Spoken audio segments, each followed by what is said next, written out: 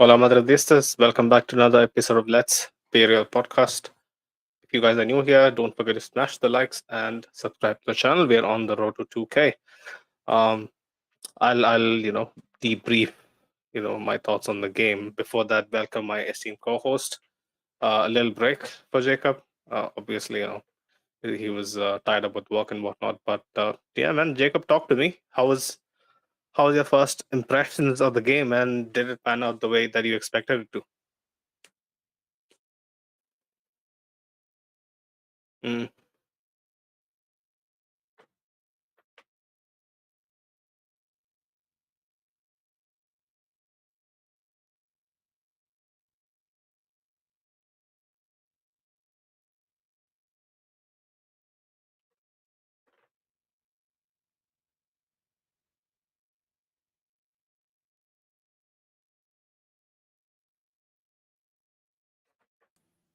Man, I'm totally sorry.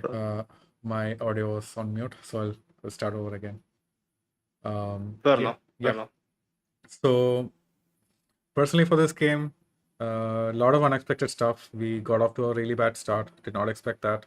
I thought we would sit a bit more back in the first half and really attack in the second half, but we actually did have phases in the game where we took the game to them at least, and it's in the second half that the trouble actually started when we sat back, we got pegged back, and we considered those couple of goals. Um, the takeaways from this game, just initial thoughts, is that I saw some positives, and we And you can. saw recurring negatives. Oh yeah, like there's so many negatives. City are gonna be back stronger, like way stronger. They're gonna be back with their key players in the return leg. But I see an actual path to success. I see an actual way we can actually win, even though the chances are quite low. Yeah, I must admit that you have immense faith in magic. For me, I'd mentioned even before the draw was made. If it's City and if it's the first leg, then first leg at home for us, the chances of progressing is incredibly reduced because you guys know me very well. The City fans in the chat from last season, how my overall demeanor was. Right now, it just ain't the same. We we would like to call ourselves the kings of the Champions League. Yes, we might have some juju on a given night, but how much can you really bank on it, especially in times like this? Like this game was a perfect example of, if you don't take your chances, good teams will make you pay for it.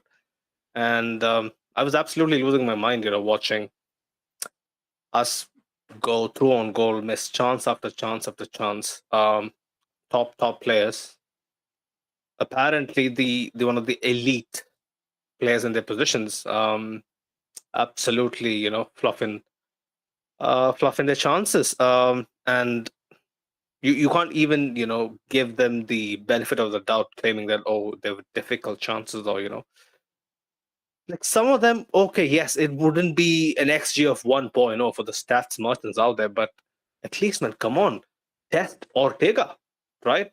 Shoot either side of him. What the fuck have you guys been doing, over shooting drills for, like, God knows, like 10 days? I don't get it. How does Fede, how does Rodrigo, how does Vinicius shoot straight at Ortega? And What the fuck are they doing at Madrid City? Like, I don't get it. These people who are being paid millions, gazillions. Like, I would actually give Carlo some praise for showing a bit more proactiveness, right? That was after we went ahead.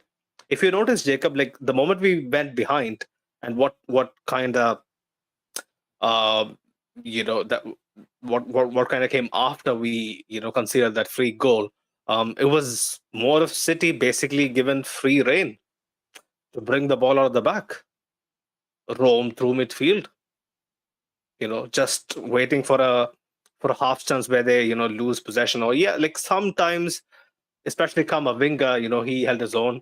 Cruz, I thought, yes, defensively, like even though it's passing, man, like the what did you guys call him? The quarterback.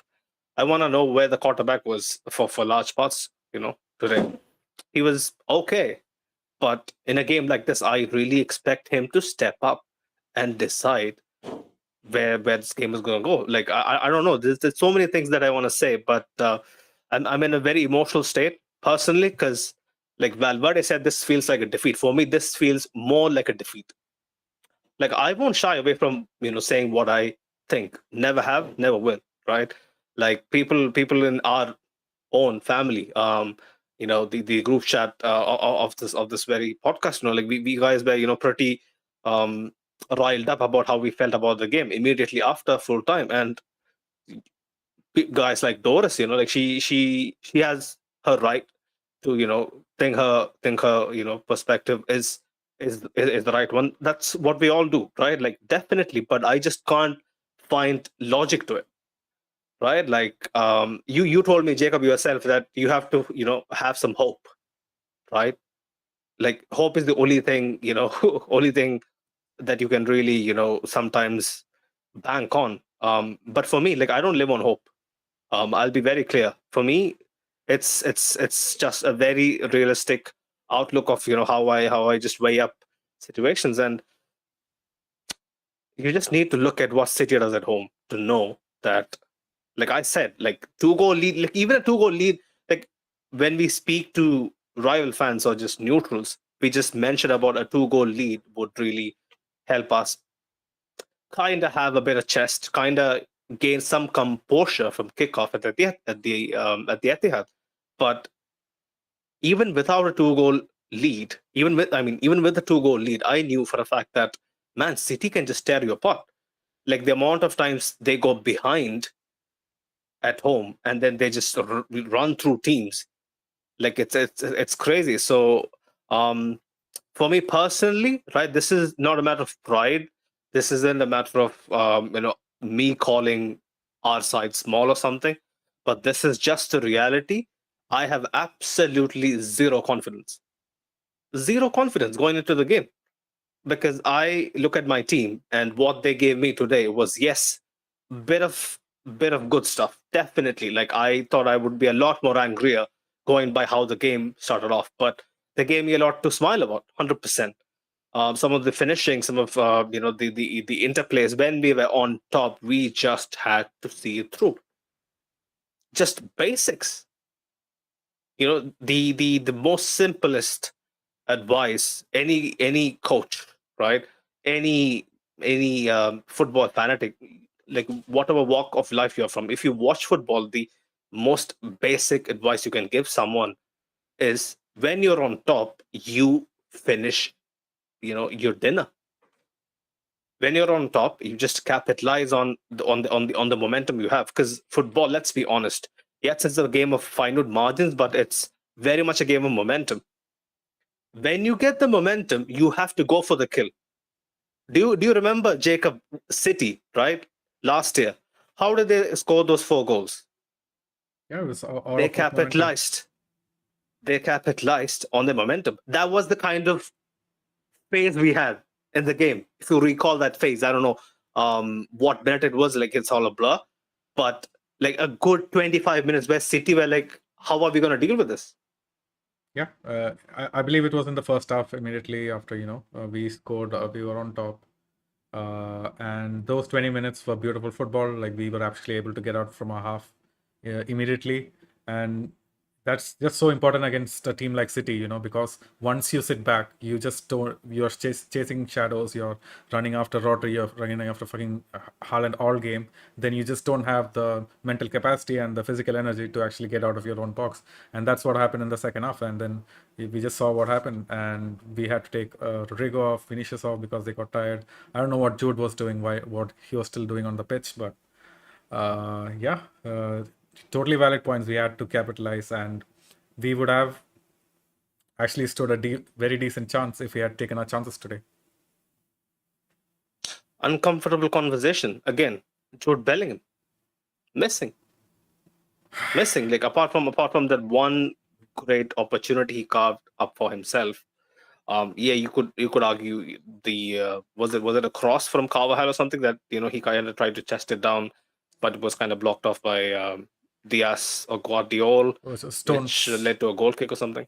Yeah, it was Was it Stones. Stones? Yeah, Stones and went Stones. out for a corner. Right, Yeah. right, Um, right. yeah, man. Like, I don't know what Jude's true role today was in defense. I know he was supposed to mark Rodri, cut out the passing lanes. He did that really well. Yeah, That was the only yeah. positive that I saw from Jude. On the ball, he was holding up the play too much. He didn't really release any of our players. He was losing possession. When He he was released it, remember the pass he made out to Fede yep, down the right. Like if horrible he nails it, like was it for Carvajal or for Fede? I don't for remember. Fede. But Fede for was Fede. Fede So could have if easily got into it. It was open. No, yeah, nobody was marking him. simple as. So if he kind of nails that pass, like we are in a very good situation. Like City is backpedaling. Um, I've been very very keen on letting people know that Jude, ever since the time that he kind of missed a few games, had the whole shoulder issue, and was struggling with fitness and like not being exactly sharp. We knew that Jude's overall game involvement has just been in the gutter. Like when now Farouk, like Farouk was mentioning, was it the last post match? He was coming back at me, Jacob. He was telling me, when I told you Jude is not the solution, Jude is just scoring goals. Man, remember when he used to score goals, he used to be so much involved, making those late runs, being the guy who um, links up our flanks. He was just Man, like incredible. Like, I would mm, say, even if you're not having a good game on the ball in a game like this, you need to at least win your tackles. Make sure you put in the defensive shift. Even that did not happen today. I think Jude is just gassed out. That's the impression I've been getting for the past 3-4 weeks, and How can probably you it say might that, have man? been Like tactical these to guys just. had what Mm, 6-7 days to just rest, train, no matches in between. Jude was coming off of a long term rest, anyways. I don't see I don't how get he it. can I don't be get it. tired. No way. I think In it's in the sense, probably it's just he might be playing through injury. Who knows? Like we don't really know. Like I hope Francesco. Like I'll text him. I have to text him after this game. I hope he can give me at least a couple of emojis to know what the fuck is going on. Because for me, this game really was there for the taking. And City fans up in their stands, they had so much voice. This is simple psychology, by the way. They had so much voice when they went ahead. I could just hear from that voice that they never thought in their wildest dreams that they would actually come back in the fashion they did. No chance. Like you can only like I don't know if you've seen the away section at the Bernabeu, Jacob. It's in the fucking heavens, right? It's I think in the eighth or seventh tier, like high up in the sky, in a corner, huddled in a corner. Like no way in hell they can drown out our fans if our fans are absolutely shell shocked. They're absolutely lost for words, lost for voice. Like a crowd that came in today dressed all in white to back their side, rightfully back their side for good 60, 65 minutes, gave them a platform, gave our team a platform to really settle down and take the mantle. But yeah, at the end of the day, like the way we give City space when we sit back, right? Like I just knew, man, this is so scripted in a way. Like people thinking, people would be thinking, listening back to this, that I really want my team to perform badly, or really, wishes for the worst for my own side. That's completely the opposite, right? I just know how things work. It's just pure simple football, right? Like I'm not the greatest tactician, right? Mo can speak better about tactics than me or you, right? Like I don't know how he can basically deny the fact that it's all decided over the second leg. Like he thinks the second leg is going to make a difference. I don't know what he's watching. Like I don't know what sport does he watch. I just don't get it. Like yes, you can back your team. Yes, you can really get behind your side. Nobody is really asking you to not get behind your side. I'm not really shunning my side either. I'm just really disappointed at the fact that we just threw away a very promising position in the tie. Yeah, We are 2-1 up. Score 2 more goals. City will be like, holy fuck! Like, what are we supposed to do now? yeah, man. That'll be the entire psyche going into the next week. That could have really helped us, still, like, the fact is, even if we had like a 2 or 3 goal lead, that still doesn't matter too much if we play badly at the Etihad. And I think that's what Mo said. Right now, it's really up to us to decide, and it's not out of our destiny, right? It's not like destiny or fate controls our fate. It's the fact that we have to play really well at the Etihad, much better than today, and a lot of people don't see the signs. We know the important players are going to be back. De Bruyne is going to be back. Walker is going to be back. It's going to be more harder than us than this game, but it's certainly possible, and that's what I was saying. Can you bring up this chat, this comment by the number one mustache 3? Big up yourself, City fan. You can soak up all my tears. Nothing happened apparently, mate. But just like I've been the same, right? Ever since the draw, even before the draw, I just knew when City comes calling, we really wouldn't be exactly equipped, especially this season. We just know we aren't that team yet. It's a team in transition. I hope you see that as well, right?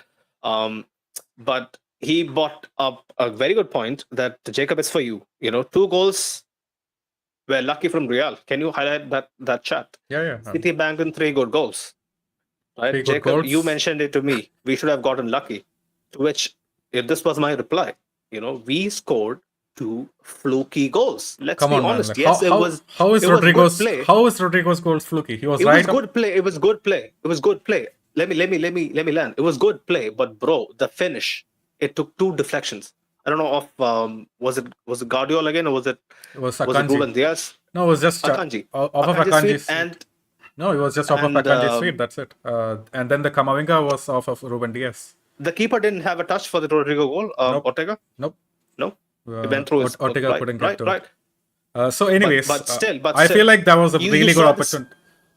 You saw the speed of the finish, Rodrigo, man. Like, if you're running through on goal, you should really have to finish with conviction. Like, do you think if it's Ederson, it's going in? I don't think so. But it's definitely going in. I don't think any keeper has a chance of actually getting to it because of the deflection. I don't know, mate. I don't know. But yeah, sorry, I was kind of caught up in the moment. You were saying something. Yeah, I was just saying it's kind of unfair to just label the goals that we scored as flukes. The Vini assist to Valverde was a great goal. That was good. He was mentioning just the 2 goals. Yeah, which 2 goals? The only lucky goal would be coming. I feel like the Rodrigo was a very clear-cut opportunity. Maybe Rodrigo could have finished it better.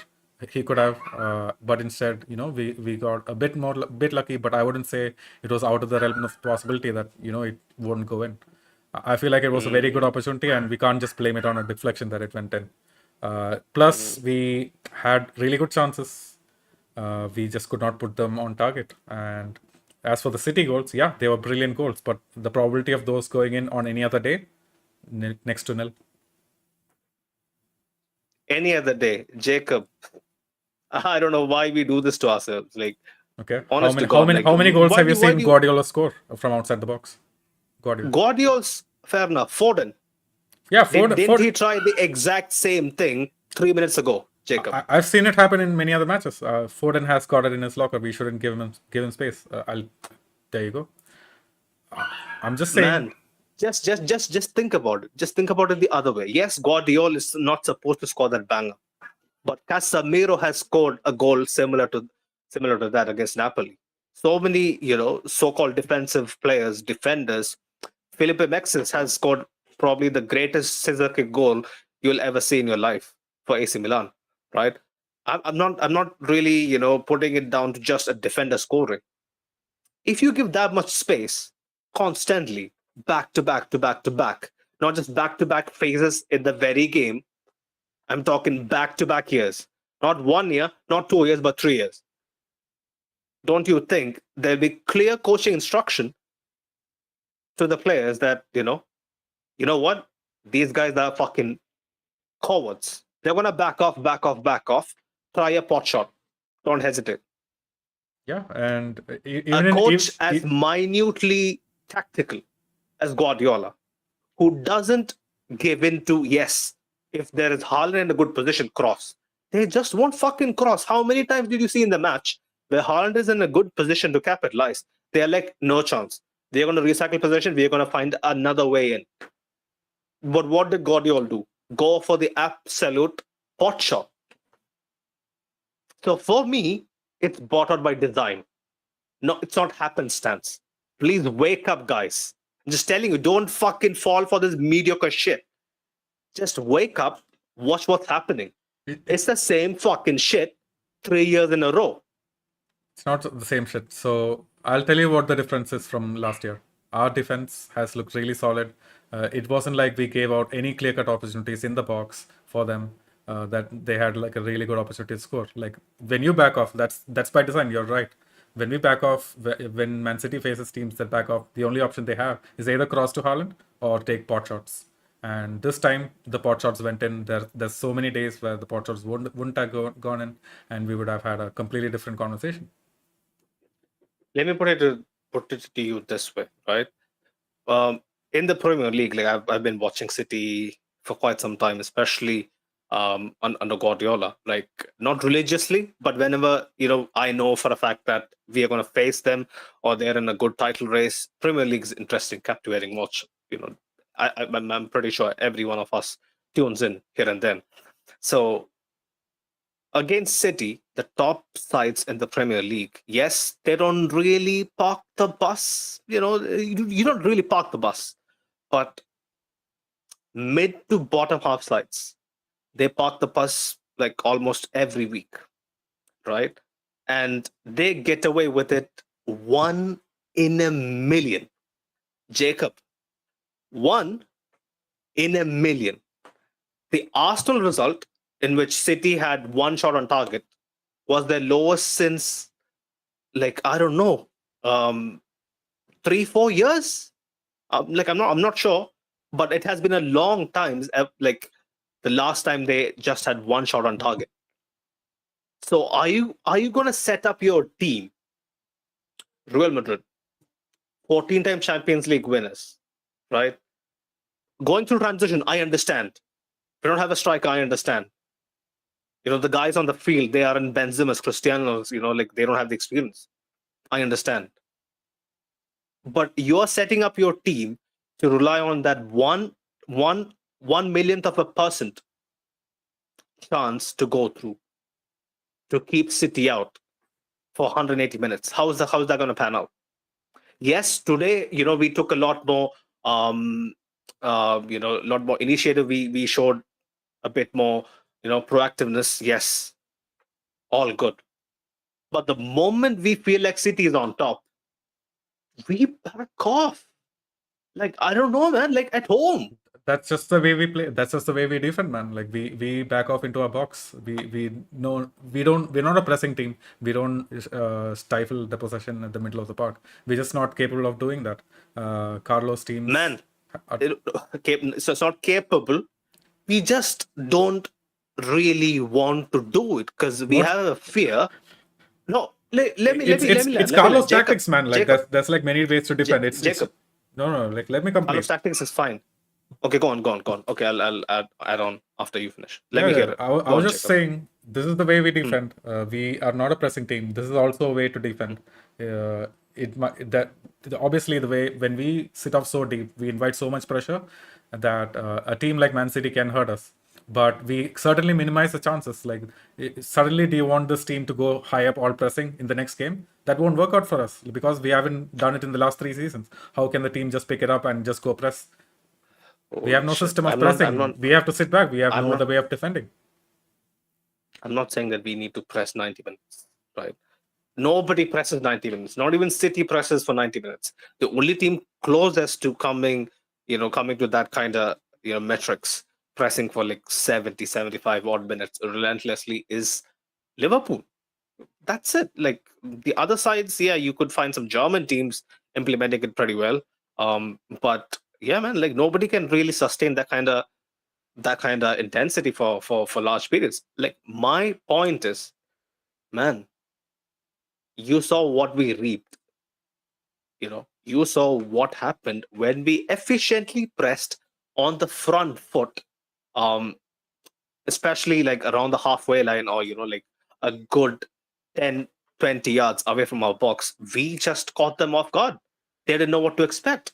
The amount of times we got possession and tried to hit them on the break was insane. Yeah, It's just that period was the best period of the match. The time that we actually looked like scoring and not conceding. The second half where we sat back, we just had no answers because we just stepped back, like you said. But what I'm saying is, it's like not realistic for us to expect maybe more than 20 minutes of us pressing, because we as a team have not been doing that. We can't just turn it up against Man City. fair enough. Until we kind of get to that stage, like what Farooq said, like I've been blinded by the results. I don't know. But it's hard to watch. When we do not get the results, and we're struggling to really assert ourselves in games at home. It's hard to back the team. I'm not gonna lie. Um, I've been accustomed to Mourinho's terrorism as well. In some years against Barcelona, but by God, that Barcelona side was supreme. Like, you could really understand why you would do that, right? Like, I don't think City is anywhere near prime Barcelona. No chance. Anyway, a Okay, few other comments. before we get to the Quickly, comments, go I on. just had like one important question to ask. Like, this was on me Mm. before we even started the match. So, what do you think compared to like the first leg of the last season? Like, how did we do? We did like 10x better, right? Or do you feel like it was more of the same? First leg of last year, you mean? Yeah. Um, before I give out my thoughts, 40 people in the chat. If you guys are new here, don't forget to smash the like and subscribe to the channel, man. It's the least you can do, guys. But yeah, City fans, like, if you haven't watched our Steve collaboration, which has been a recurring theme for the past 3 years, go check it out. We also had the pleasure of meeting him in Madrid as well. Big up, Big Steve. For me, last year's first leg was a lot more cagier. Obviously, it wasn't as end to end. Um, Man City had chances. Man City had chances. Man City had chances, obviously, but yes, definitely not 10 times better. But the way we kind of, the aggression, shot by Vinny, shot by Rodrigo, shot by Fede Valverde, especially, was good to watch. But that's my thing, right? Like, we proclaim ourselves to be so much more in control in this diamond, the 4-4-2, or whatever variation. Today we didn't really play a 4-4-2, but it was kind of an alteration of the 4-4-2. A 4-2-3-1. You can call it any way you want to. The amount of control we had prior to this game, coming into this game, was nowhere to be seen, apart from the 20 minutes where we kind of looked like we are going to hit City, like, on every counter, which we didn't. um I have to start from Chouameni, man. Like, I still remember texting Francesco last week and telling him, Coach, four key players on yellow cards. We can't afford to give up a yellow in the first leg. Like, the only thing I said, what I meant by that is, like, I can't bother him all the time, right? He's Carlos' assistant, right? But in the two texts I sent him, what I tried to convey was the fact that, obviously, man, like, in a game of this magnitude, there'll be mitigating some circumstances that you can't really control, right? Some things are really gonna spiral out of hand, at some point in the game. Like, for example, you saw how mad the fouls were, flying in. Everybody was getting, plowed down to the floor, but nobody was, getting penalized and whatnot. For me, my one request to him was, Coach, we can't really give up stupid yellows. What did Chouameni do? 38 seconds. 38 seconds. My goodness. 38 seconds into the first leg at home. I don't get this, man. Yes, he was really good. That brilliant block on Grealish. Goal-saving block. No doubt about it. Like, he has, like, for someone who we all thought that who isn't really very technically, defensively oriented, he has kind of, learned his trade, plied his trade in the center back position, and has really, looked like he, fits in pretty well. But then he goes and does that, less than a minute into the game, and immediately you're on the back foot. Like, no matter what happened from the free kick, I was livid. Weren't you, Jacob? 2-footed, bro. 2-footed, man. Like, have you ever seen a ref give a yellow 30 seconds into the game? Like we have seen literally refs handing out, like last warnings to people getting murdered in the first 10 minutes. Yep. Right? Like, in the first 10 minutes, they would say, like, yeah, it's fine. We let it fly because this is the first 10 minutes. Man, here's my thoughts on that sequence. I don't think it was totally down to like Tchouaméni, man. Like, of course, he made a stupid challenge, 2-footed, just dived right in, didn't get any of the ball. Like, that was just dumb. But he was put into that situation. Why? Because Carvajal, he lost his man. Okay, forget it. Like, he's an old guy. He doesn't have the pace. But Camavinga, he was just backing off, seeing what would happen if Carvajal would be able to get to him. And he just did not close down the wings enough today. Like, I saw it on numerous occasions. These guys, Bernardo Silva would bring it in, Foden would bring it in. Camavinga was always a step too late to actually come out and intercept. As good as he was on the ball, going the other way. Yeah, he was supreme on the ball. He was the one who was getting us out of difficult situations, keeping the passes moving. He was pressing really well, but when it comes to actually like covering for your defenders, Camavinga did not like do a great job today. And I feel like that yellow was mostly on Camavinga not tracking back. This is my question. Why do I even, bro? Yes, it's on Camavinga. I completely get it. Okay, like, but if Tchouaméni really kind of backs off, I mean, again, this is backing off, right? But basically, kind of try to nullify how much he, gets into a box. I totally get it. Like, that's like the dumbest thing to do as a center back, if you're in that position. But I'm just gonna give Tchouaméni the benefit of the doubt because he's not a center back. Like, he's allowed to like make one or two of these mistakes because he doesn't have the know-how or the experience of playing there. So that's why I'm not gonna like blame Tchouaméni on this. But yeah, definitely like a stupid thing to do. Hopefully he does better in the next games. But obviously he's not going. Loanin. What is he smoking, bro? What is he smoking, man? What is he smoking? And the positioning was so weird. I just did not understand. It looked so open. It looked like he could have actually walked over there and prevented the goal, but then I don't know what happened right there. Champions League quarterfinal first leg at home to Manchester City. Bro is basically leaving his near post wide open. Wide open. He doesn't really even want to, even position the wall in such a way that, yes, like he can at least negate. There's just Vinicius standing there, and even Vinicius, he's like caught off guard. He's thinking, yes, Lunin might have really, has gotten it under control, gotten it covered, but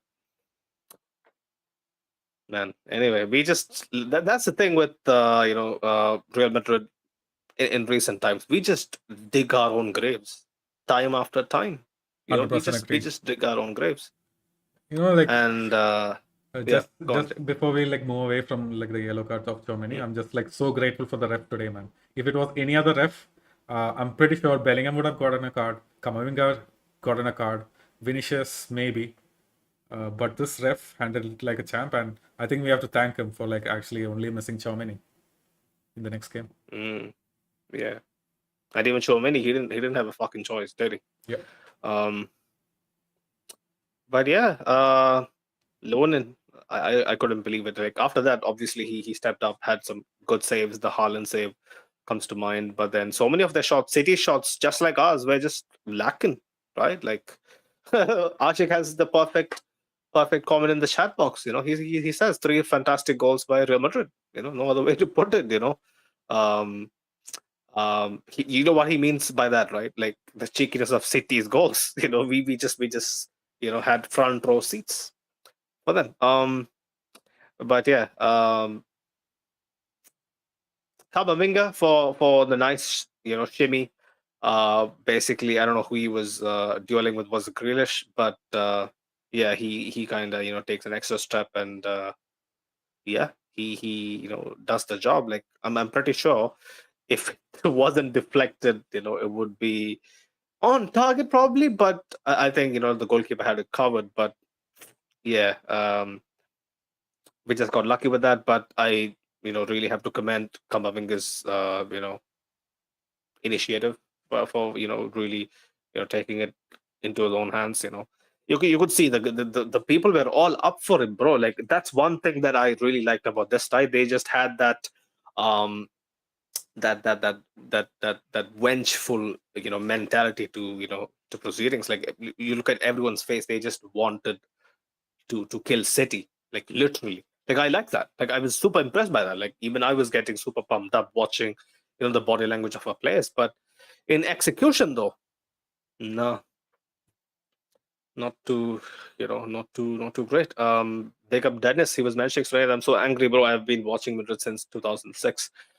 I don't remember us losing to the same team in back-to-back years. Yeah, there's a real possibility. All the stats merchants can go back into their caves if that happens next week. I don't want that to happen, but we all know what's coming. Right, big up Vinicius.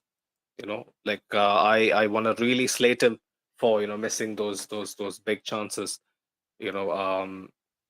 But his assist for Rodrigo was on a plate. It was so perfectly weighted, so perfectly angled. It was just uh, prime. Yeah, prime. We put away.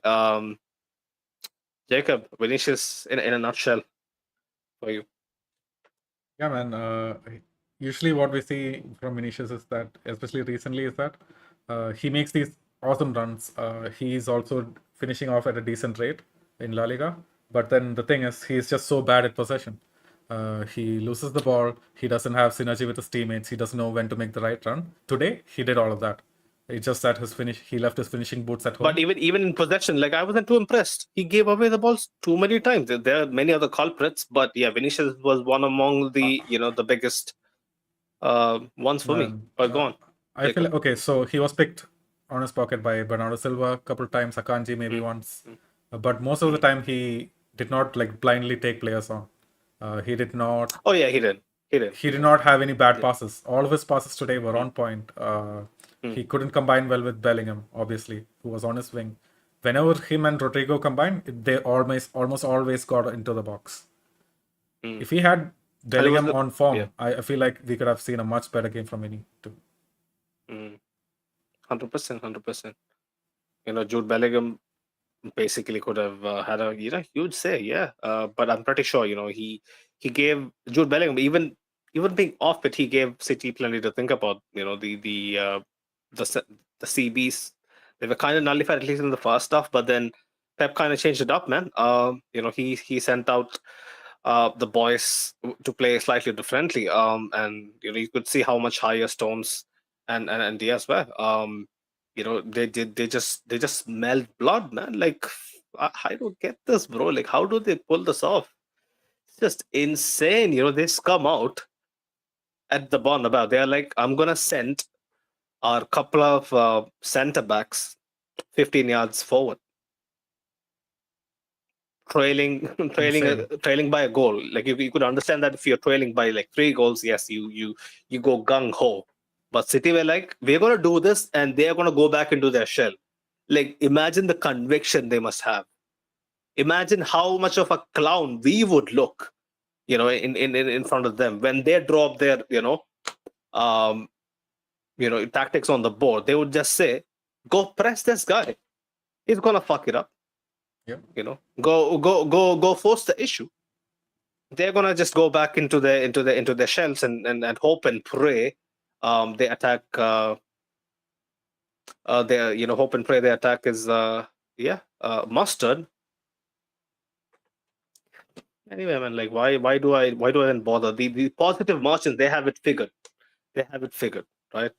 Like I hope your beads and your juju and your fucking agarbattis can help Not you out. Agarbatis, man. It's the power of friendship. But anyways, I just want to say, like, I feel like they're gonna get into the same situations at the Etihad, where City are totally coming, smelling blood. They're gonna just sit back. I feel like the only way to actually get out of it is because City are playing so high up. They don't have like enough centre backs to cover. Vinny and Rodrigo need to be on the pitch. We need to ping a lot of long balls, and that just wasn't happening in this game. I thought I watched the Liverpool game, okay, and the main way that they could actually hurt City was with just pinging long balls, low balls, whatever. Just have the centre backs and make it a contest. And We had a couple of times we kind of nailed diagonals we were in. Remember? yeah. Like Cruz wasn't doing it as much. Cruz wasn't Like doing it. I'm not. Rudiger wasn't doing it as much. The guys who we expected to, like that, just wasn't part of the game plan today, and I just wonder why.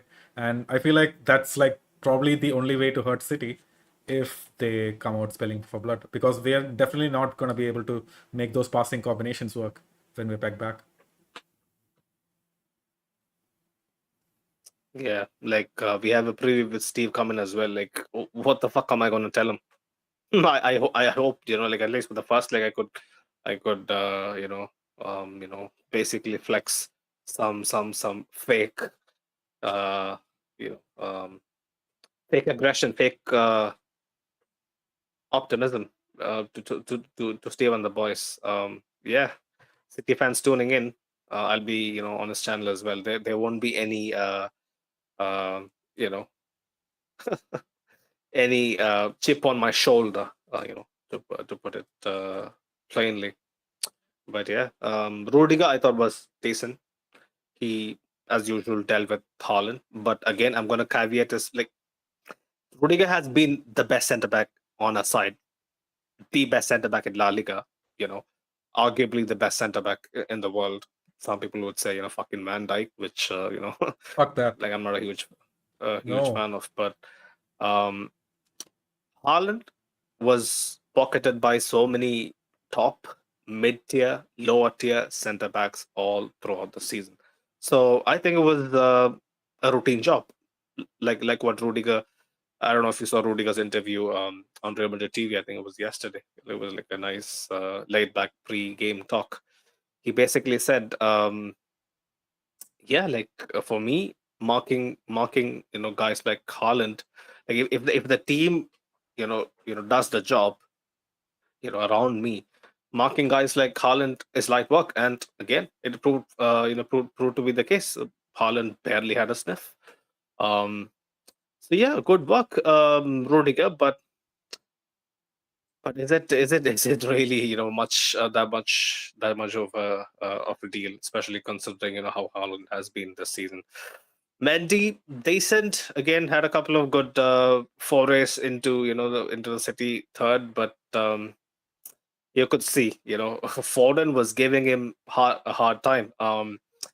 Foden isn't really good on the wing, especially on the right. He is telling you, man, Foden is half the Foden he is playing out wide. He's been one of the most lethal, most potent players down the middle. And people were just going mad when he was deployed against Arsenal on the wings, and where he completely was kind of missing. But today, like I still remember this, like the I don't know, horrific imagery. It just sticks to my brain. I don't know. It's the way way I was programmed, early on. But I still remember like Mendy screaming, Mendy showing the empty space Like from this, where Foden hit the shot straight into Loon, and he's screaming like, "How can you let this guy have this much space to take a touch, turn, and then shoot like a good 5-6 seconds?" Screaming in slow mo, I could see that, and then that literally happens 5 minutes later. So, man, long day. Right. Yeah. Who else? Carvajal again. I don't know. He had a couple of good things, but overall for me, average. He dealt with Grealish, but again, Grealish isn't your Yamin Lamal. He's a completely different kind of player. I personally feel like it plays to Carvajal's strengths because Grealish isn't blessed with pace. Grealish is kind of um, more of a controller rather than a Doku who would really give Carvajal, especially pace wise, not end product wise. Doku is very raw. Um, but yeah, Carvajal. Like, what do you think, Jacob? Did you feel like he could have done much better? Because our outlet down the right is Carvajal, and he probably had maybe like one or two chances to really make a difference down the right. One of those ones I remember very well. That if he angles it, I have no clue why he crosses it outside the box. Yeah. If he angles it right to the kind of the penalty spot, like it's a good attempt to fire it low either side of the keeper, but he crosses it. I think it was deliberate because they didn't look like a miss kick for me. Yeah, I he think tried it was to a cross it towards like the starting of the box so that because there were mm, late runners, Jude was running in. I don't remember who else it was, mm, but there were people running in. He could have probably found them. They were in acres of space, but the cross was just so poor. And overall, Carvajal's game, I feel like he kept the ball moving fast. He was neat in possession. He had a few nice interchanges with Fede and Bellingham, I think. remember Or the run he made inside to basically play on Rodrigo. Man, how the fuck does Rodrigo? Apparently, he should be playing on his optimum level down the left. He's shooting straight into Ortega. Like, how, bro, like, can you explain this to me? Like, we don't play professional football, right? But we're trying to, these guys are trying to finesse the shot from an angle, finesse the shot past the keeper to his side, right? How does every single time the finesse fails and it directly goes straight into the hands of the keeper? I don't get this, man. The amount of times keepers just stand and basically predict, oh, they're going to bend it. Okay, how are they going to bend it? Let's see if they're going to bend it. It comes straight to the midsection. Like, it's just, man, bro. like this is why teams pay for a top striker, right? We can't expect these guys to always convert, to always have the best shot. Obviously, when you're playing a striker for Real Madrid, we expect all of these things. We see them put these balls in the back of the net from impossible angles in Man, training, and we just don't see it out on the pitch. And I just feel like it's not Jacob, realistic, man. top strikers. I know finishing is the most difficult task It in is. in the sport, right? That's why strikers earn their money. Putting the ball in the back of the net is at the end of the day, the most difficult thing to do. But man, like, I would understand if it's like Benzema finishing. Like, do you remember Benzema's finish against City away at the Etihad, where Mendy crosses the ball in, and he's basically turning as he shoots off balance. It goes in off the post. Like, that's a 1 in a million chance. Like, I would understand that if I'm expecting that to be finished. But am I expecting those kind of chances to be finished, or No, am I expecting it's not just so about, much more routine stuff, Jacob? Routine, bro, for someone who is bro. playing at the top level. Bro, routine for Rodrigo is like not scoring. That is the reality. And he's just been so poor in finishing. We've been highlighting that the whole season.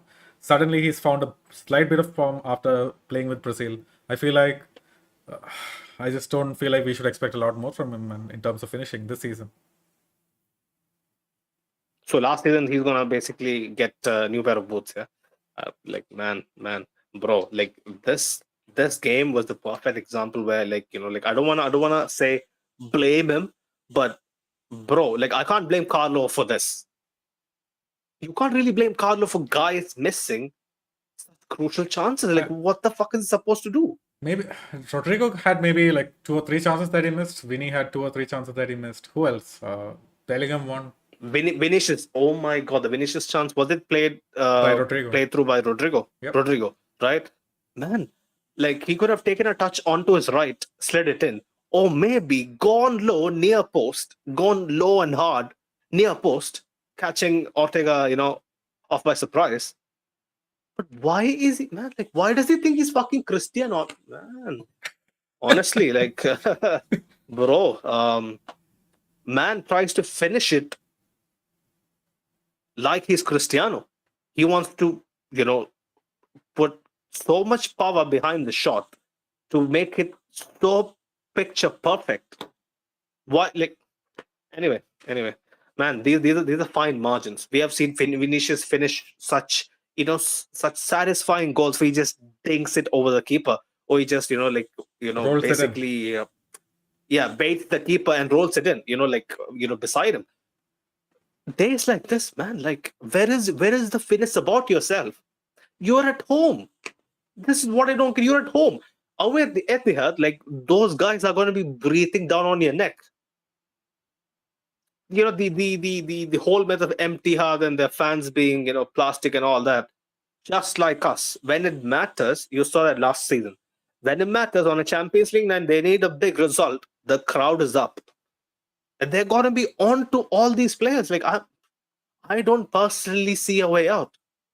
If they can't finish at home under optimal circumstances, where City is basically like, okay, let's feel this out. We got a goal, or we went behind, but we'll still kind of hang in there. We survive this. There is no those kind of liberties away at the Etihad. It'll be us trying to survive the onslaught from minute 1 to minute 90. Whether we take a lead or not, just imagine that, Jacob. Just put that into perspective. Whether we take a lead or we don't take a lead, we are trying to survive the onslaught for 90 minutes, Jacob. We can do it. Fuck this shit, man. Honest to God. Man, Honest to God. I just have Honest this to to say God. to all of these people who are talking about City's home form, right? Obviously, To you've God. seen what this Man City team can do to these teams. But we're not most other teams. We have 4 midfielders. We have some of the best midfield. We honestly have probably the best midfield player to player. But we don't play like that, do we? We don't play like that. We lose Just so hear me much out. possession unnecessarily. Yeah, we do Go on, that. go on, Jacob. Why I feel like we have an advantage over other teams is that this defense is quite elite. Obviously, we don't know how Nacho is going to be on that night, or if Nacho is going to start, or if it's going to be Militao. But we honestly have a really good defense. Mendy, he's right on top of form. Carvajal, he's shutting down the wings. So on the wings, we're covered. If we can just narrow it down in the midfield, we have the players to do that. We can certainly stifle City to a certain extent. I feel like we have a chance if we can take our chances and just not sit back, try to be more proactive, get Fede on the ball as much as possible. I think that's the path to success. You're all saying there is no path to success. That is the path to success, and it's not like we are other teams. We have the tools to actually hurt City.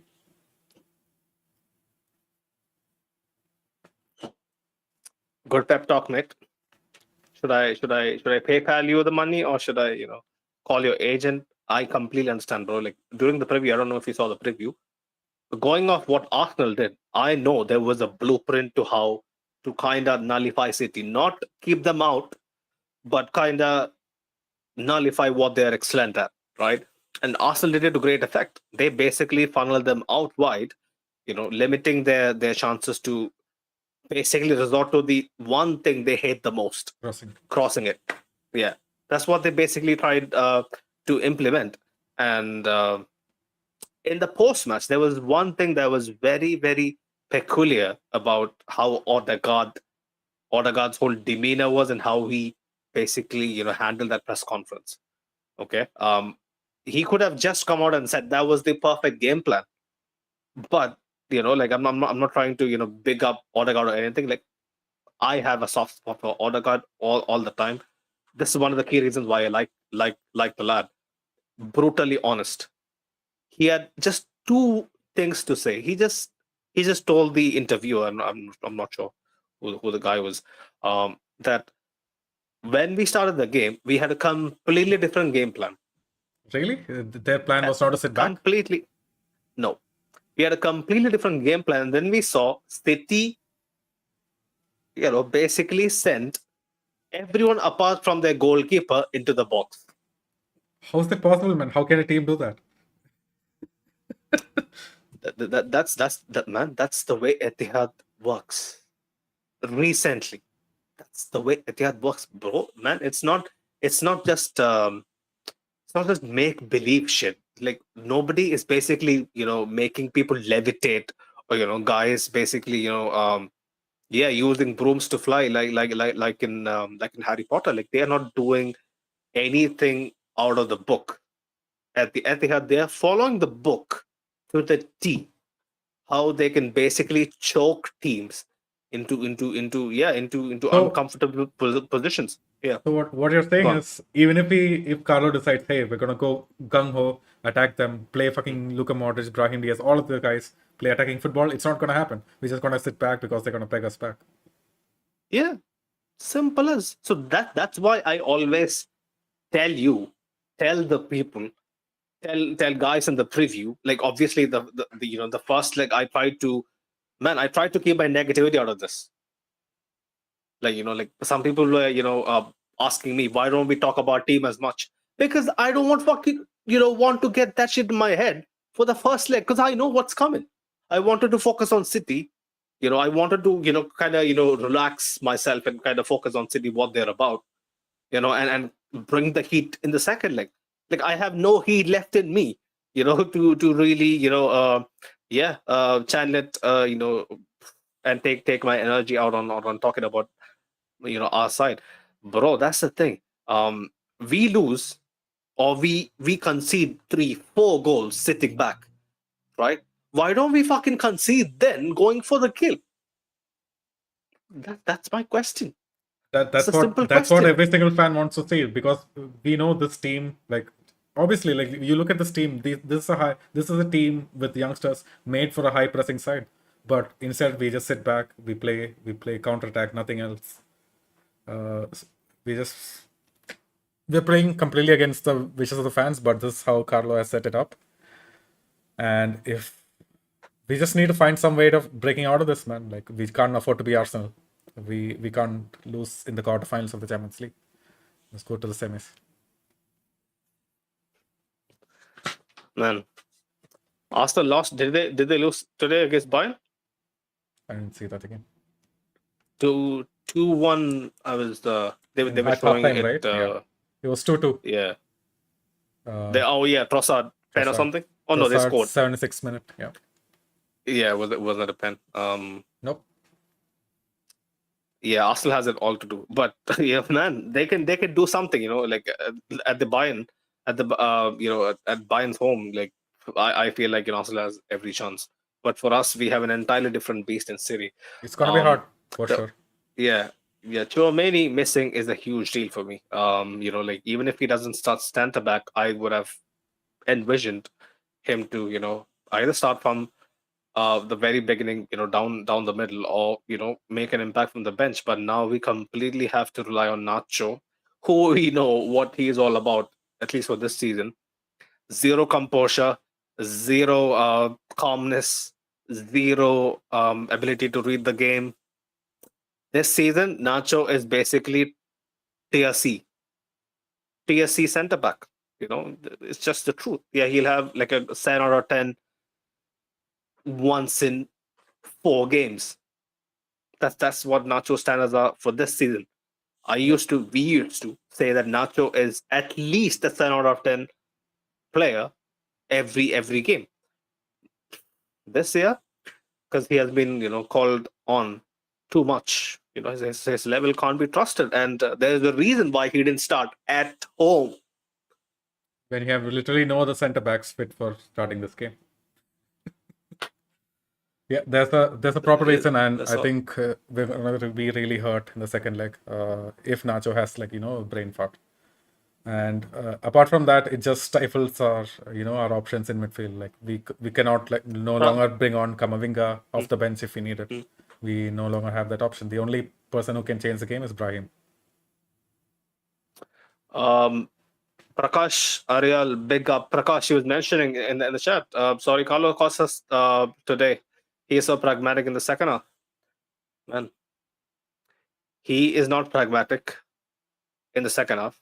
He is generally pragmatic. But what happened in the second half, I genuinely feel is more done by Pep rather than Carlos saying, "Oh, we'll see this out." No chance in hell he's seeing this out.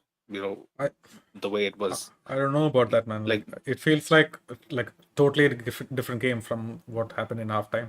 Like how can Pep just shift two players up forward and completely our team forgets how to pass, how to bring the ball out of the man, back? when the press is so well choreographed, so well executed, you just are suffocated. Like, in the first half, you could see, who was it?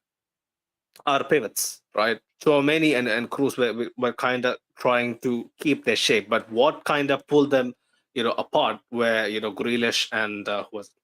Foden, right? To some extent, that's the only way where kind of they had some joy down the middle. By the time second half rolled on, when they pushed all their players up, I feel like none of our players had any room for maneuver. Nobody had any room for error basically to even kind of reinvent. Because, like, I don't know if you remember, Jacob, in the second half, I was screaming in the group chat, "Look at our team, bro!" Do you know what I meant by that? When I put like 100 smileys and said, "Look at our team, bro." That's when our team was basically looking like Rudiger. I could see Rudiger and Chouamani looking at each other, waving, "Hey, bro, what's the plan? What's the plan for the weekend?" Bro, Wondering how are we going to get out. Like, they literally, Chouamani and Rudiger looking at each other, asking each other basically just through gestures. I think probably some eye contact. What are we going to do now? How do we get past this press? God. So helpless. You could just see how helpless they were. Yeah, and that's when you like depend on players like Jude and Kaminga. Like Jude, like he cost us And possession. Bellingham had to be the one who had to go off. Yeah, He took off Rodrigo. Why? Rodrigo's having a really good game. He was the only one combining with Vinny. Carlos favoritism, man. Carlo, por favor. I hope I can learn some Italian as well. He's not dealing with prime Ricardo Kaká. He's not dealing with Pirlo. He's not dealing with I don't know, Gattuso. These guys are nowhere near as good as those guys were. You can't really, I don't know, man. You can't put Jude Bellingham as the guy who's gonna. Yes, he can win you a game. I get it, but when he's having such a stinker where he basically is dead wood, bro. Like, man, I'm Jude's biggest. You know, We know you're the biggest yeah, fan. not just the biggest fan. Like, I just love the way like I had a very clear vision of what Jude is gonna do when other people doubted what he's about. He's the fucking reason why we have a La Liga title this year. Let's be honest. Yeah, He is the reason we're going to be having a La Liga title. Simple as. Obviously, the defense and the whole formation setup. So it's just a multitude of, okay, him coming in and we play this formation, and which allowed us to be so defensively solid in the league is why we are having a league title. But this game, I'm sorry, man, Jude has to really, really do something about his overall game. man. If it's When I knew injury, he gone. absolutely lost it. You remember those in the first half? Ruben Diaz won the ball fairly off him. He thought it was a foul. Mm. And after that, he immediately went and pushed Ruben Diaz. That was almost like a clear yellow. It could have been. But I didn't see that unfolding, but I remember him basically being, like, like, Jacob. This is my question. Yeah, what is this bad culture we have, man? Like, I do watch a few teams here and there, like like follow what's happening in the top leagues. But man, one thing that's constant with our side is when stuff like that happens. When Jude is being basically out muscled, perfectly legal challenge, shoulder to shoulder, right? Like, there is no malice involved. Why do these players like instantly get up and basically look for a way to basically retaliate, or claim that, oh, I was badly, I was basically unjustly refereed and all that shit. Like what? Like everyone. Like maybe apart from Cruz, who only loses it when the La Liga officials are really having Man, the a only player blinder. there who doesn't lose it is Camavinga. You can foul him as many times as you want, he just won't retaliate. Mm. Every But other I don't get this, every man. other player, like even I saw that even from Mendy, like unnecessarily. Like why are you just going after such a small guy, Foden? Why are you trying to push him back for no reason? All teams do it, but they don't do it to this extent. Like what I would say, this is a clear lack of leadership, man. This comes about by a clear lack of leadership, where there's just like there's no other reason why guys like this lose composure in moments. There's nothing you do in that moment really can take you back and will get you a foul or get you a decision. Like nothing will get you that. I don't know. When at least Benzema was here, like I used to question how much leadership as as a guy who would question referees, or like there were instances where I really didn't understand, like especially regarding the racism stuff, and like with Vinny, like I used to wonder like why doesn't Benzema really stand up for him. But one thing that Benzema led by example was when the referee says no, it's no. When the referee says it's not a foul, it's not a foul. He'll probably have us wry smile and he's off with it. Like if you notice, there is a stark decline in players having composure after Benzema left in that regard, I feel like. But I don't 100%. know what you think. Totally agree, man. I feel like Mm. the captains, they're not as vocal. When Nacho's on the pitch, he doesn't talk to people. Like, he's the crazy one when he's on the pitch. Cruz is the most senior one. He doesn't really talk to people, as always. He's not that guy. Yeah, he's just not that guy. I feel like we lack leadership there, but it's a young team. Hopefully, these guys, figure it out sooner rather than later. Kroos, I have to pick up a couple of occasions. He lost the ball. He had the fire in his belly to go win it back. Couple of neat slide challenges. Was very good. Not in his optimal functioning routines tonight. When he's on song, he basically is like you guys described, a quarterback. But yeah, like I hope I could see it at the Etihad, and that's our only way out, right? That'll be our oddball basically. But do you think that these guys are gonna give a guy like Cruz, who really can't dribble his way out of a chokehold, time? They'll be like, if you have Cruz, get on him. Yes, um he might like like stave off maybe like a couple of guys, but if you really manage to ambush him perfectly, it's game over.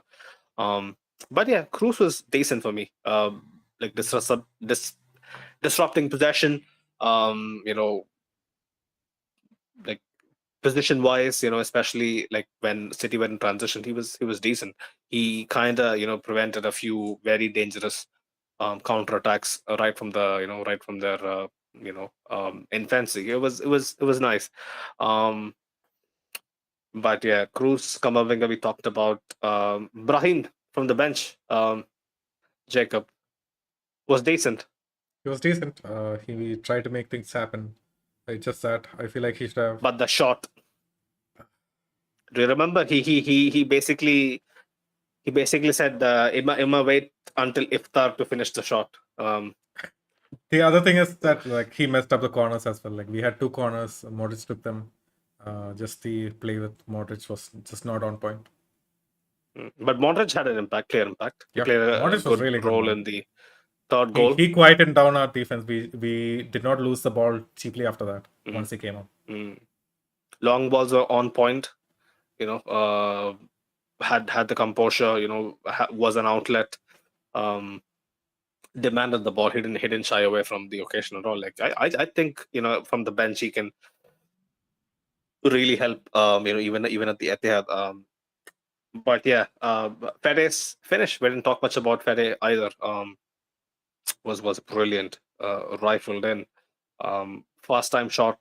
It's not easy. You can really, like, I was losing my mind. Remember the other shot? He basically tried to From outside the box. take it on, and yeah, shot up straight into the Milky Way, right? Like it's you sometimes wonder, right? Like those kind of things really makes you question how effective Man, is Fede's long striking game. But yeah, yeah, he came through with uh, that finish.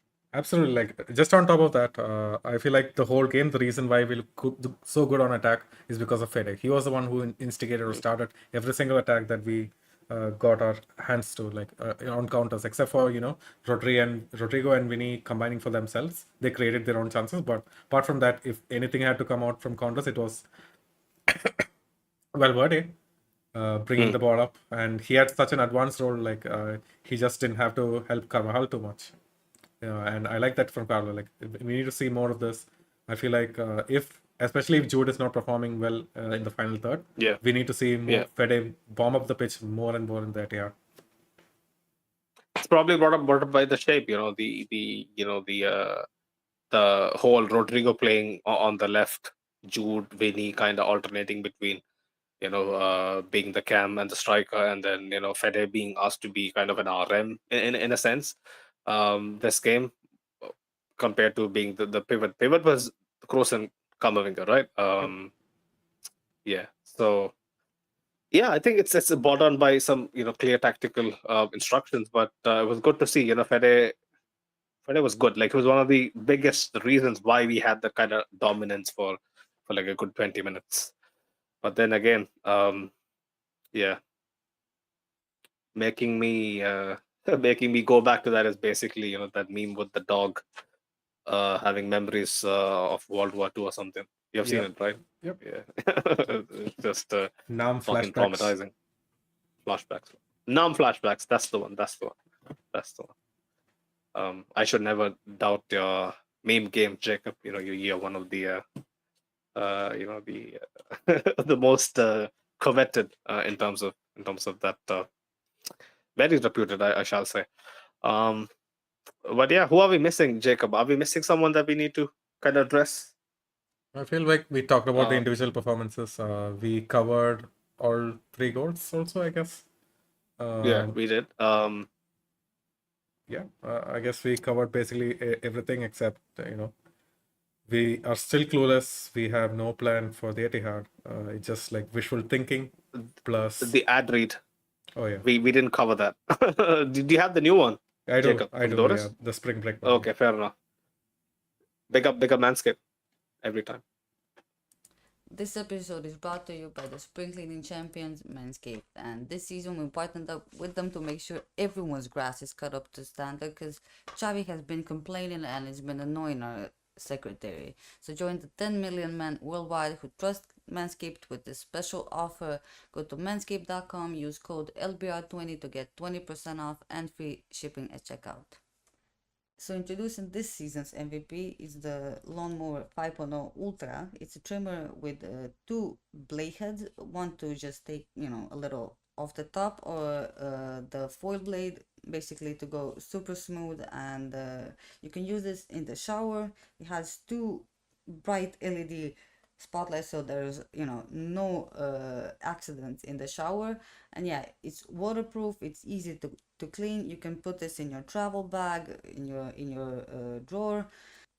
So to get the full grooming experience, you should get the Beard Hedger Pro Kit and the Handyman Electric Face Shaver. Basically, you get extra parts to really create your signature look and clean up your neckline. So use code LBR20 at checkout to get 20% off and free shipping. That's LBR20 to get 20% off and free shipping at manscaped.com. And thank you for watching. Back to the video.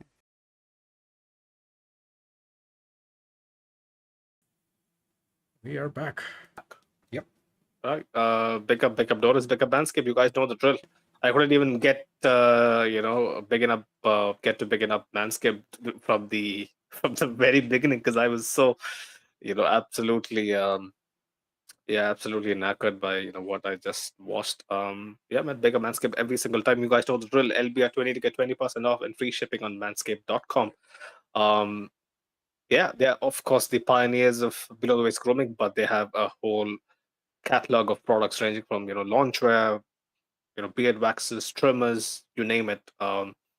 Manscaped is absolutely massive, and yeah, they have been showing us so much love over the past couple of months.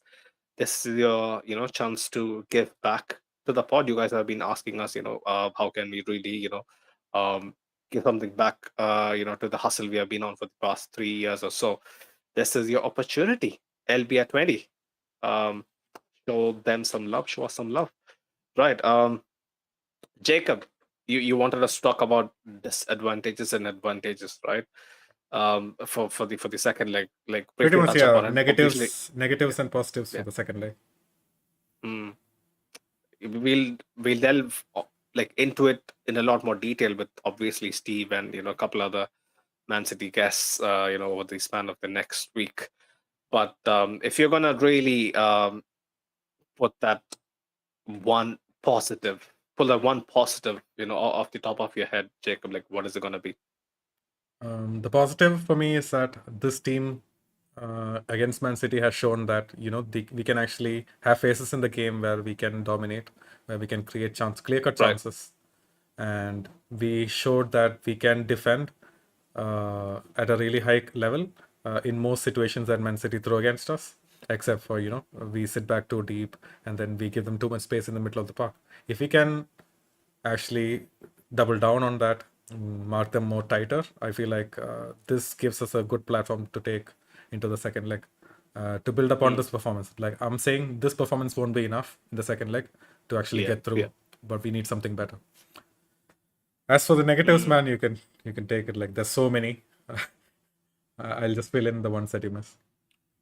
Before the negatives, let me add one more positive to your positive. For me, the way we kind of handled right up until we got to the box, and it was when the onus was on us to um, to find the telling goal, the telling finish. Apart from that, how we got there, the intensity with which how we approached those situations, the eagerness to really like back City was completely different to what I saw last year. That's a huge plus for me.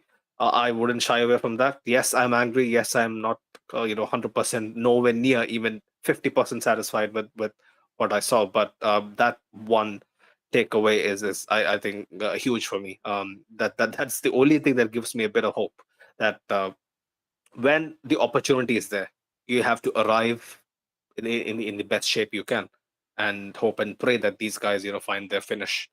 But as long as we keep doing it, yes, we were kind of not unlucky, Jacob. I'll reiterate that, not unlucky, just incredibly poor. But next leg we get chances like this, and we miss them. Eventually we are gonna put them away. I genuinely feel like, 'cause there's so much quality in our front line to keep missing these kind of chances. Negatives, we did the negatives for a good 30-40 minutes. Do you really want to make me leave in that mood, in that vibe? Jacob, just show me some mercy, man. Fair enough. Just hope you Totally guys fair enough. I just hope the guys in the chat won't really give us too much slack, because just like you guys are, we are kind of not too happy about how the things went. I would have loved to read a few of the comments. um it's gonna take a whole lot of time to really go through everything. But Mitchell Zakaria has already started sending in shots. Big up Mitchell. I think he's a City fan. He was mentioning City gonna slap you a lot. Well, we know what's coming, but I'll tell you something. That's what I, said even before the tie was, confirmed, right? Like if we get City, I knew we were in for a spanking. But let me tell you something, right? Like we were spanked pretty hard, even in the tie we had a couple of years ago. But football works in funny ways. Like I don't know if you saw the Manchester United Liverpool game. I hope you saw our Champions League final against Liverpool. No matter how much you dominate in football, yeah, things can go, pretty south pretty quickly to the most to the least suspecting ones, especially when it comes to a tie like this, where it's very heavily favored in your way, even before kickoff, right? Like, like a week before the game is underway, everybody has labeled City favorites, including me, including Jacob, including the pundits, everybody out there watching. So just yeah, man, pray and really see it out. See it out at home. That's the one thing I would suggest City fans to look forward to. Because if you guys don't finish your dinner, if you guys don't see this result out, we'll be there. We'll be there no matter what. We'll be there to pick up your bones, pick up your carcasses, and set them on fire. So you better finish. When you're coming for the king, you better go for the head and just chop it off. But yeah, Jacob, yeah, any final thoughts, man? Any final thoughts? I have no final thoughts, man. I just, it's gonna be a Hail Mary in the second leg. And Yeah. for some reason, I'm so positive that we'll get that Hail Mary. But apart from that, like logically looking at it, it's just gonna be so hard for us. Fair enough. I agree. Hopefully we have that juju that helps us out. But yeah, apart from the juju, it's very difficult. It's looking super difficult.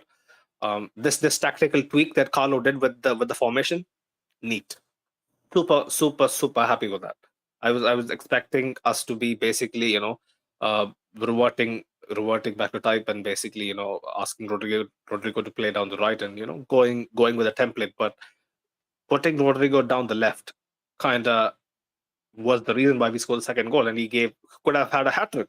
Let's be honest, Rodrigo could have had a first half hat trick if he was a lot more clinical with his shots. But yeah, this formation tweak was a huge positive as well, which like if I didn't stress on it enough, which gives me a bit of faith for next week as well. Carlo hopefully learns takes notes from how City kind of adapted to what we were doing in the first half, after in the second half. But yeah, people, go on. Jacob, do you have something to say? No, man, nothing. So my bad. I was thinking that you were preparing to kind of back me up or shun me, but neither. Okay. I totally back you up, Thank man, goodness. always. Right, it's gonna be incredibly important for Carlo to set the team up for success in the second leg. Everything depends on him. 100%. Francesco, if you're listening in, this is nothing personal. We love you.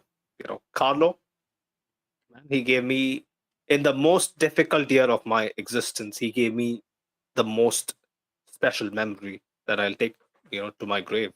La Decima trumps the three-peat. I'll be honest, it's just the truth. La Decima trumps the three-peat by a landslide. Nothing comes close to to La Decima, and Carlo was the guy who delivered it, and gonna be forever grateful. I can only back so much. I can only back him so much. After that, I just kind of look for answers. Like I just want these guys to be here. I just want, like, I know for a fact that Carlo and his staff is the perfect team to basically get in Mbappe, bed him in, get these guys having a groove. Like, who knows who comes in? What if Xabi Alonso has a fallout with Mbappe? Who knows? You really can't tell everything. Like, obviously, like we are an institution who has a firm reign on especially um like the overall mood and synergy of especially the playing staff and the coaching staff. But if you guys remember Zidane and Bale, if you completely remove what happened, someone would have predicted two guys, Bale, someone who's super shy, like someone who is not that not that extroverted, to have a beef with Zinedine Zidane, who's basically the player's manager, right? Like, who would have thought that to happen? So that's what I'm telling you. Carlo needs to be here for the immediate future. He is the way forward. So yeah, second leg will be a huge test. I hope these guys come up with their answers, man. Bigger Manscaped again. You guys know the drill. LB at 20 to get 20% off and free shipping on manscaped.com. Go check them out. We will be having this partnership over the next few months, especially probably during the summer as well. So yeah, go show them some love, people, and much love to our audio listeners. We recently crossed 50K. Again, couldn't be more happier, couldn't be more humbled by you guys' support and love over the past 2.5 years or so. Even the people joining in on our YouTube chat as well. We may not be the most content creators who has the time and space to really uh, be talking about every breaking news every day, but yeah, we do our best to kind of keep this moving. We all have basically most of us are juggling uni and careers at the same time. Some people have kids as well, so it's not exactly easy to really do this constantly. But my incredible team here has really hustled, really worked hard to kind of get this far.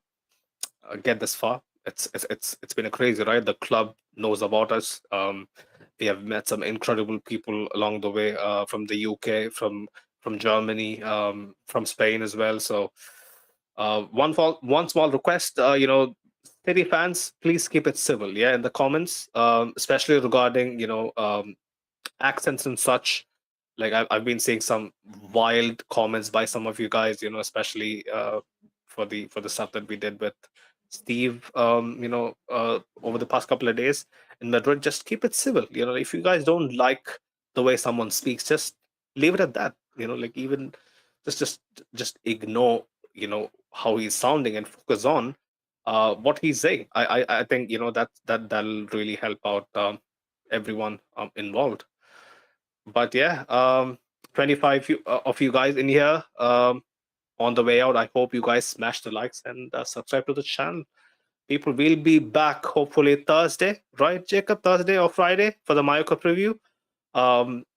Mallorca is up next, and then yeah, it's gonna be a roller coaster ride. Hopefully Monday, I think we'll be having Steve on.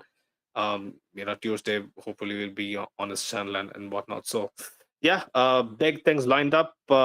This tie is not over, but for me, I feel like it's going to be super hard. I feel like it's incredibly difficult, like we discussed about. But there's still some life left in Real Madrid, 100%. But yeah, people, until next time, Hola Madrid.